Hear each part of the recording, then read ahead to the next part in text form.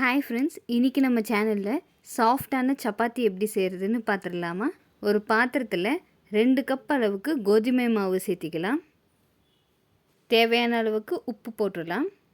நிறையா பேர் சப்பாத்தி செய்யும்போது ரொம்ப ரஃப்பாக வருதுன்னு சொல்கிறீங்க.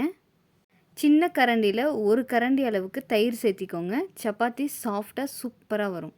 ஒரு உருளைக்கிழங்கை வேக வச்சுட்டு தோல் எடுத்துகிட்டு நல்லா மாவு கூட பிசைஞ்சிங்கனாலும் சப்பாத்தி நல்லா சாஃப்டாக வரும். நான் இன்றைக்கி தயிர் மட்டும்தான் சேர்த்திருக்கேன். ஃபஸ்ட்டு நல்லா மிக்ஸ் பண்ணிவிட்டு கொஞ்சம் கொஞ்சமாக தண்ணி சேர்த்து நல்லா சாஃப்டாக பிசைஞ்சிடலாம்.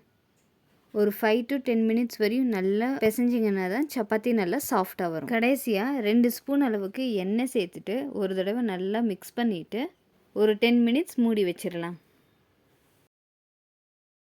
இப்போது கொஞ்சமாக மாவு எடுத்து க்ளீனாக உருண்டை பிடிச்சிட்டு கோதுமை மாவில் தொட்டு தேய்க்க ஆரம்பிச்சிடலாம். ரொம்ப பேப்பர் மாதிரியும் மெலிசாக தேய்க்காதீங்க, ரஃப்பாக வரும். ரொம்ப தப்பமாகவும் இருக்கக்கூடாது, மெலிசாகவும் இருக்கக்கூடாது. மீடியமாக இருந்தால் தான் உங்களுக்கு சப்பாத்தி மெதுவாக இருக்கும். தேய்க்கும் போது ஒட்டுற மாதிரி இருந்துச்சுன்னா இன்னும் கொஞ்சம் கூட மாவை தூவிக்கோங்க. க்ளீனாக ரவுண்ட் ஷேப்பில் தேய்ச்சிடுங்க. தவா நல்லா ஹீட் ஆனதும் சப்பாத்தியை போட்டுடலாம். ஹை ஃப்ளேம்லேயே வச்சு சுடுங்க. சிம்மில் வச்சிங்கன்னாலும் கெட்டியாக இருக்கும், காஞ்சி போன மாதிரி ஆகிடும். லைட்டாக பபிள்ஸ் வந்ததும் திருப்பிட்டு எண்ணெய் தடவிடுங்க. திருப்பிகிட்டே இருந்தாலும் ஒழுங்காக வேகாது. ஸோ ஜஸ்ட் ஒரு 5 to 10 செகண்ட்ஸ் விட்டுட்டு அதுக்கப்புறம் திருப்பி போடுங்க. 2 பக்கமும் எண்ணெய் சேர்த்திங்கன்னா தான் சாப்பிட நல்லாயிருக்கும்.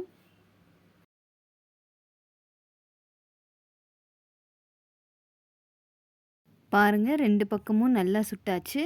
சப்பாத்தி ரொம்ப மெதுவாக வந்திருக்கு. கண்டிப்பாக இந்த மெத்தடில் நீங்களும் ட்ரை பண்ணி பாருங்கள். சப்பாத்திக்கு சைடிஷ்ஷாக பன்னீர், உருளைக்கிழங்கு, பச்சை பட்டாணி எல்லாம் போட்டு ஒரு கிரேவி செஞ்சோங்க. சூப்பராக வந்துச்சு. அதோட லிங்க் டிஸ்கிரிப்ஷனில் கொடுக்குறேன், மறக்காமல் செக் பண்ணி பாருங்கள். சப்பாத்தி எவ்வளோ சாஃப்டாக இருக்குன்னு பாருங்கள். இந்த மாதிரி ஈஸி ரெசிபீஸ் டெய்லி பார்க்கணுன்னா நம்ம சேனலை மறக்காமல் சப்ஸ்கிரைப் பண்ணிக்கோங்க.